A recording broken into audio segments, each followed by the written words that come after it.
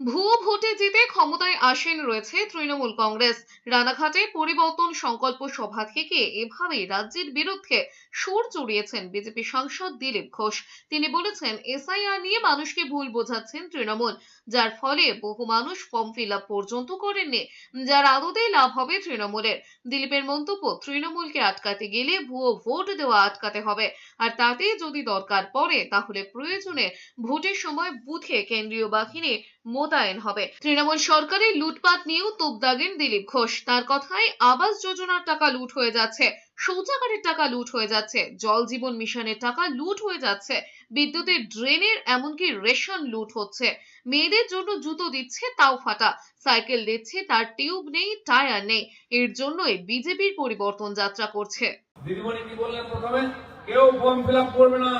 এদিকে বলছেন, এদিকে বাঁ হাতে দিয়ে ফর্মটা নিয়ে রেখে দিচ্ছেন টেবিলে। আরেকজন মমতা বড় ঠাকুর আছেন, গুরুমা, তিনিও মিথ্যা কথা বলছেন, লোককে প্রতিশ্রুতি দিয়েছেন। ওখানেও ভুল বুঝিয়েছেন যে আমরা আছি, কেউ যাবেন না, পালিয়ে এসছেন। ওখানে ছেড়ে দিয়ে গরিব মানুষদেরকে নবসূত্র মতবাদে। আবার এখানে ভুল বোঝাচ্ছেন যে সিএতে ফর্ম ফিল আপ করবেন না, এসআইআর ফর্ম ফিল আপ করবেন না। আমি ওনাকে জিজ্ঞেস করতে চাই, আপনি এমপি, আপনার মেয়ে এমএলএ, আপনার ফর্ম ফিল আপ করেছেন কিনা? আপনারা করবেন, ভোটার হবেন, ভোট লড়বেন, এমএলএ এমপি হবেন, আর গরিব জনতা তারা ভোটারও হতে পারবে না।